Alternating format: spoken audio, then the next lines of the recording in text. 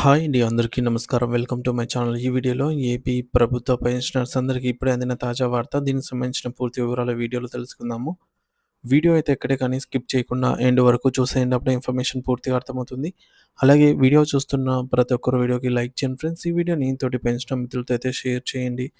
కొత్తగా మన ఛానల్‌ని చూస్తున్నవారు ఇంకా ఎవరైనా సబ్స్క్రైబ్ చేసుకున్నట్లయితే వెంటనే మన ఛానల్‌ని సబ్స్క్రైబ్ చేసుకోండి. సో, దీని ద్వారా నేను చేసే లేటెస్ట్ వీడియోస్ అన్నీ మీ వరకు రీచ్ అవుతాయి. ఇక ఆలస్యం చేయకుండా వివరాల్లోకైతే వెళ్ళిపోదాము. ఫ్రెండ్స్ ఇక విషయానికొచ్చినట్లయితే పెన్షనర్లకు తీవ్ర ఆవేదన మిగిల్చిన వాలిడేషన్ బిల్లు. ప్రభుత్వ ఉద్యోగులు తమ జీవితకాలం దేశ సేవకు అంకితం చేసి పదవి విరమణ పొందిన తర్వాత గౌరవప్రదమైన జీవితం గడపడానికి పెన్షన్ అనేది ఎంతో ముఖ్యం. ఇది కేవలం ఆర్థిక సాయం కాదు, వారి ఆత్మగౌరవానికి ప్రతీక. కానీ మారుతున్న ప్రభుత్వ విధానాలు, కొత్త చట్టాలు వారి జీవితాల్లో అశాంతిని రేపుతున్నాయి. దీనికి సంబంధించి పూర్తి వివరాలు మరియు వాలిడేషన్ బిల్లు వల్ల పొంచి ఉన్న ముప్పు గురించి వివరంగా తెలుసుకుందాం. మొదటిది పెన్షన్ వ్యవస్థలో గందరగోళం. గత 21 సంవత్సరాలుగా పెన్షన్ విధానాల్లో అనేక మార్పులు వచ్చాయి. ముఖ్యంగా ఓపీఎస్ పాత పెన్షన్ విధానం, CPS contributory pension scheme, GPS guaranteed pension scheme. ఇలాగా 3 రకాల వ్యవస్థల మధ్య ఉద్యోగులు నలిగిపోతుంటే ఇప్పుడు కేంద్రం కొత్తగా వాలిడేషన్ సిస్టమ్‌ను తెరపైకి తెచ్చింది. ఇది పుండు మీద కారం చల్లినట్టుగా తయారైంది. రెండోది అసలు ఏంటి ఈ వాలిడేషన్ బిల్ అంటే కోర్టులు ప్రభుత్వం చేసిన కొన్ని చట్టాలలో లోపాలను ఎత్తి చూపుతూ పెన్షనర్లకు అనుకూలంగా తీర్పులు ఇస్తూ ఉంటాయి. అయితే ప్రభుత్వం ఆ తీర్పులను అమలు చేయకుండా పాత చట్టంలో ఉన్న లోపాలను సరిదిద్దుతూ గడిచిన కాలానికి కూడా వర్తించేలాగా కొత్త చట్టాన్ని తెచ్చి తమ చర్యలను క్రమబద్ధం చేసుకోవడాన్నే వాలిడేషన్ అంటారు.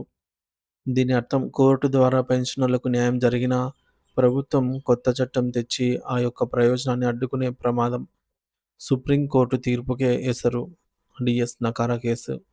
1982లో supreme court DS Nakara versus union of India కేసులో చారిత్రాత్మక తీర్పునిచ్చింది. పెన్షన్ అనేది ప్రభుత్వ ఉద్యోగి యొక్క హక్కు. అది ప్రభుత్వం వేసే భిక్ష కాదు అని చెప్పింది. ఒకే ర్యాంకు, ఒకే పెన్షన్ అనుంది.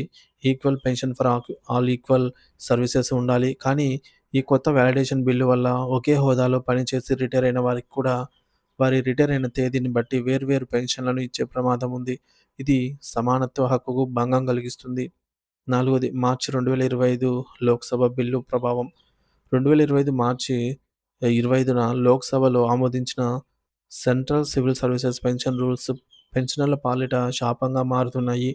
ఈ చట్టం ప్రకారం పాత బకాయిల చెల్లింపు విషయంలో ప్రభుత్వం ఉద్యోగులను వేరువేరుగా వర్గీకరించవచ్చు.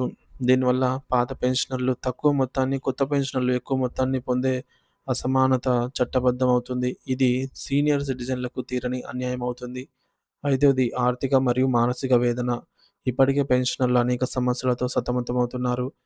డిఏ బకాయిలు, కరువు భత్యం సకాలంలో రాకపోవడము, పీఆర్సీ బకాయిలు, పే రివిజన్ కమిషన్ బకాయిలు విడుదల కాకపోవడము, పెరుగుతున్న ధరలు, వృద్ధాప్యంలో వచ్చే అనారోగ్య సమస్యలు, మందుల ఖర్చులు, కుటుంబ బాధ్యతల మధ్య ఈ ఆలస్యం వారిని మానసిక ఒత్తిడికి గురిచేస్తోంది. తమ హక్కుల కోసం వృద్ధాప్యంలో ఖజానా ఆఫీసుల చుట్టూ అంటే ట్రెజరీ ఆఫీసెస్ చుట్టూగా తిరగాల్సిన రావడము అత్యంత బాధాకరము.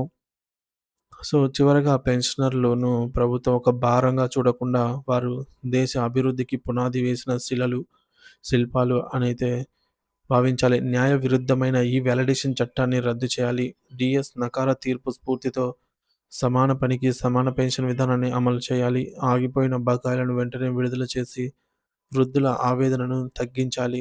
సో, ప్రభుత్వం ఇప్పటికైనా స్పందించి వృద్ధులకు భరోసా కల్పించాలనైతే కోరుకుందాము.